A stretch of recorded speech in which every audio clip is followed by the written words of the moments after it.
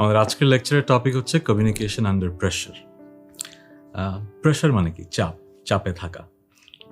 জীবনে তো চাপ থাকবেই, এর মাঝে আমাদের কমিউনিকেট করতে হবে। এখন আমরা যারা কমিউনিকেশনে ভালো, তারাও কিন্তু আসলে চাপে পড়ে গেলে আমাদের সব শিক্ষা ভুলে যাই। আমরা কিন্তু অনেক ভুলভাবে কথা বলে ফেলি, ভুল ডিসিশন নিয়ে ফেলি। এটা কিন্তু হয়, এটা আমরা মানুষ, আমাদের হতেই পারে। হয়তো ওই প্রেশারের কারণেই আমি আমার প্রথাগত চিন্তা থেকে বেরিয়ে, আমার ইউজুয়াল ব্যবহার থেকে বেরিয়ে এমন কিছু করে ফেললাম বা বলে ফেললাম যেটা আমি হয়তো রিগ্রেট করি। এরকম কিন্তু হয়। সো প্রেশার সিচুয়েশন আসলে কীভাবে ট্যাকেল করতে হয় সেটা আমাদের একটু আলাদা করে কনসেন্ট্রেট করতে হয়। আজকে সেই নিয়েই কথা বলবো।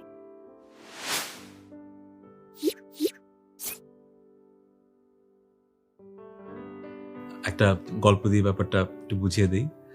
আপনারা যারা জিনেদিন জিদানকে চেনেন, French footballer, he is an amazing player. I am sure a very mature individual, also a player. আপনার কি মনে হয় যে উনি এমন একজন প্লেয়ার যিনি রেগে যেয়ে মাঠে মারামারি করবেন? উনি তো এই টাইপের প্লেয়ার না।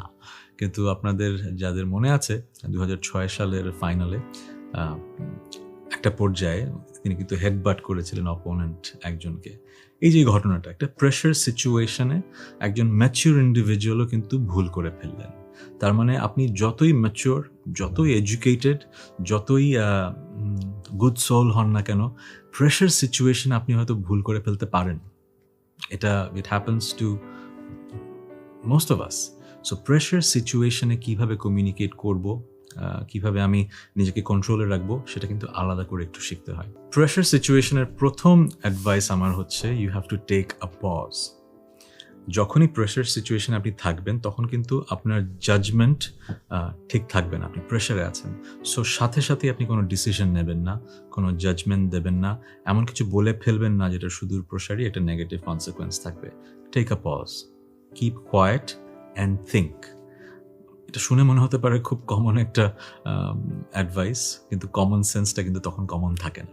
সো প্রথম কথা যেটা আপনার আমার কাছ থেকে মনে রাখতে হবে, যে কোনো সিচুয়েশন, প্রেশার সিচুয়েশন হলে you have to take a pause.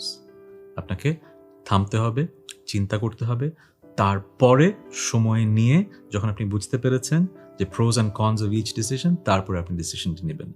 রাগের মাথায় ওই হেডবাটের মতো সিচুয়েশন যেন আপনার না হয়, সেটা ফার্স্ট কাজ। নেক্সট, প্রেশার সিচুয়েশন যখন আসে তখন কিন্তু ইনভেরিয়েবলি কোনো একটা বাজে কোনো সংবাদ আশেপাশে থাকে বলে এটা একটা প্রেশার সিচুয়েশন, অথবা বাজে কিছু একটা ঘটতে পারে। সো আপনাকে কি করতে হয় প্রেশার সিচুয়েশনে? কারোর সাথে কথা বলতে হয় যাকে হয়তো একটা দুঃসংবাদ দিতে হবে, অথবা কাউকে একটু কশনারি নোট দিতে হবে যে সামনে এরকম খারাপ কিছু ঘটতে পারে। এই যে একটা খারাপ কিছু ঘটেছে বা খারাপ কিছু ঘটতে পারে, এই কথাটা কাউকে বলা কিন্তু অনেক ডিফিকাল্ট। ফার্স্ট অফ অল, এই ঘটনাটা হয়তো আপনাকেও ইম্প্যাক্ট করছে এবং আপনি যাকে কথাটা বলবেন তাকেও ইম্প্যাক্ট করবে। যেরকম ধরুন আপনার পরিবারে কেউ হয়তো ইন্তেকাল করলেন, অথবা কোনো একটা অসুস্থতার খবর এসছে যেটা আপনার ফ্যামিলির সবাইকে জানাতে হবে। It's a very intense situation. আপনি জেনেছেন, আপনার নিজেরই হয়তো খুব খারাপ লাগছে এবং আপনি যাকে বলবেন তারও হয়তো প্রচণ্ড খারাপ লাগবে। এই সময় আসলে আপনি কিভাবে কমিউনিকেট করবেন? আপনাকে নিজেকে পজ নিয়ে ফার্স্টে তো চিন্তা করতে হবে যে ইউ হ্যাভ টু ইন্টারনালাইজ যেটা খারাপ ঘটনা ঘটে গেছে, but I have to be mentally strong. But at the same time আমার আশেপাশে যাদের সাথে আমার এখন যোগাযোগ আছে তাদেরকেও জানাতে হবে। তাদের আমি কিভাবে জানাবো?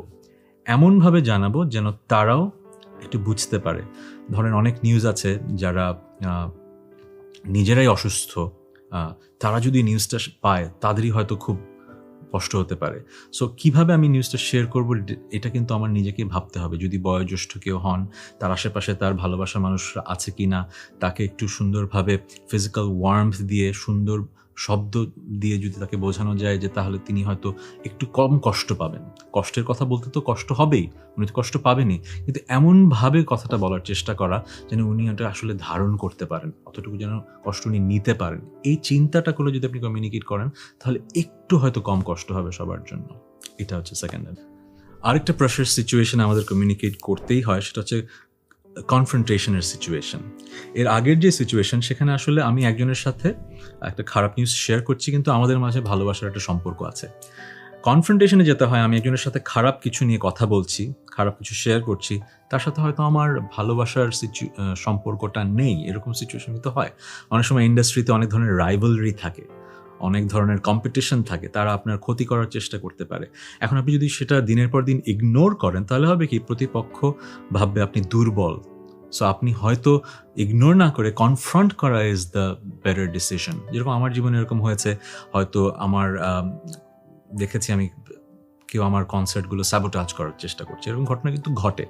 তখন আমি যদি ইগনোর করতে থাকি, তাহলে কিন্তু ঘটনাটা ঘটতেই থাকবে। আমার কিন্তু হাতে হয়তো কোনো কনক্রিট প্রুফ নেই, কিন্তু আমি বুঝতে পেরেছি। সো আমার কিন্তু ডিরেক্টলি কনফ্রন্ট করতে হবে যে I know you are doing this, এবং কার ইশারায় তুমি এটা করছো, তুমি এটা আর করো না, আই উইল টেক মেজার্স। এই যে কথাটা বলা একটা প্রেশার সিচুয়েশন কিন্তু, কারণ এটার রিপারকাশন কী হবে আসলে কিন্তু আমি জানি না। সো এই সিচুয়েশনে অনেক সময় হয় কি, আমরা এমন কিছু বলে ফেলি যেটাতে সমস্যাটা সলভ না হয়ে আরও বেড়ে যায় কনফ্রন্টেশনে। সো আপনাকে কনফ্রন্টেশনে যাওয়ার আগেই হোমওয়ার্কটা করে নিতে হবে। আপনার যেসব তথ্য দরকার আপনার আর্গুমেন্টটা তৈরি করার জন্য, সেই তথ্যগুলো যেন আপনার থাকে, এবং আপনি যেন আগে থেকেই জানেন যে এতটুকুর বেশি আমি কথা বলবো না, আমি শুধু এতটুকু বলেই আমি বুঝিয়ে দেব যে what you are doing is wrong and you should not do it again. এই যে কনফ্রন্টেশনের সিচুয়েশন, সবচেয়ে ইম্পর্টেন্ট ব্যাপারটা কি? প্রিপারেশন।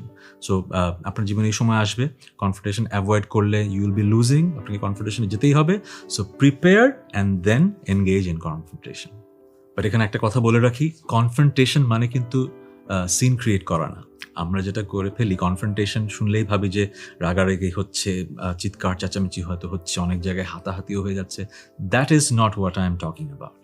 কনফ্রন্টেশন মানে শুদ্ধ শব্দ দিয়ে আরেকজন মানুষকে বোঝানো যে আমি বুঝতে পারছি তুমি যা করছো সেটা ভুল, তুমি তা থেকে বিরত থাকো।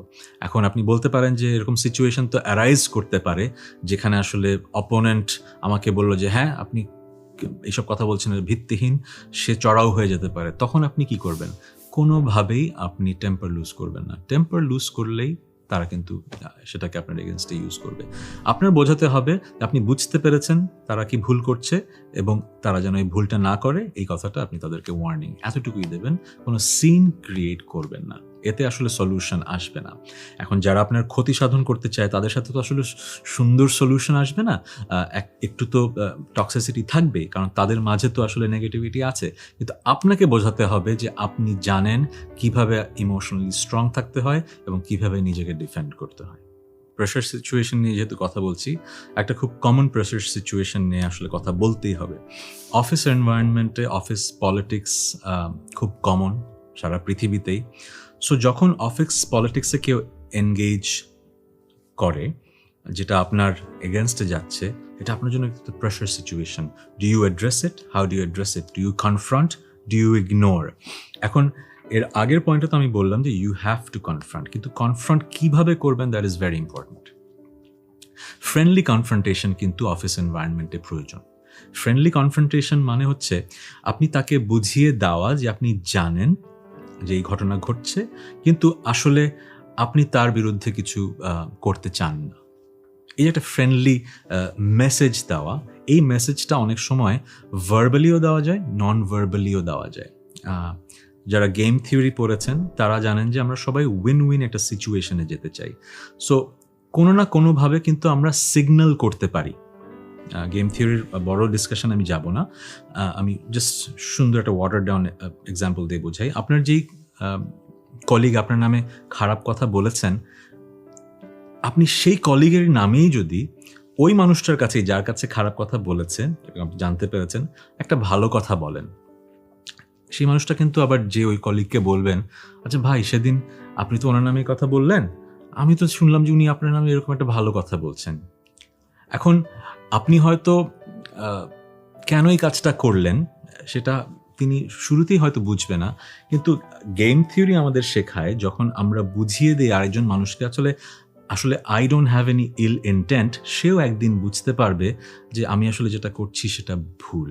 এখন অফিস পলিটিক্স এমন একটা কঠিন বিষয়, এই এক দুইটা গল্প তো আমি আপনাকে আসলে বোঝাতে পারবো না how to avoid it, but আমি যেটা বোঝাতে চাচ্ছি, আপনার দিকে যদি খারাপ কিছু আসেও আপনি কনফ্রন্টেশনে না যেয়েও এরকম পজিটিভ সিগন্যালিংয়ের মাধ্যমে কিন্তু অনেক কিছুই নিউট্রালাইজ করতে পারেন। সো কনফ্রন্টেশন যে সবসময় ভালো একটা ডিসিশন তা না, কারণ এমন হতে পারে যে তিনি এমন একটা পজিশনে আছেন, এমন একটা ডিপার্টমেন্টে আছেন, কনফ্রন্টেশনে যাওয়া আসলে সম্ভব না। তখন হয়তো হয় কি, এরকম সিগন্যালিং করে আপনার একটা সুন্দর জায়গা, কমন গ্রাউন্ডে আসার চেষ্টা করতে হবে। সো আজকের লেকচারে আমরা জানলাম যে বিভিন্ন প্রেশার সিচুয়েশনে কিভাবে কমিউনিকেশন এস্টাবলিশ করতে হয়। আপনাদের নিজেদের জীবনেও হয়তো অনেক ধরনের প্রেশার সিচুয়েশন আছে বা আসবে, যেগুলো আপনারা একটু কনফিউজড আছেন যে কিভাবে এটা ডিল করা যায়। আমাকে সেই কোয়েশ্চেনটা পাঠাতে পারেন। আমি সময় করে কয়েকটা কোয়েশ্চেনের অ্যান্সার আপনাদের সাথে পরবর্তী লেকচারগুলোতে অথবা অন্য কোথাও শেয়ার করব, যেটা হয়তো আপনাদের কাজে লাগবে। আমাকে ইমেল পাঠাতে পারেন tahsankhan@10minuteschool.com। দেখা হচ্ছে নেক্সট লেকচারে।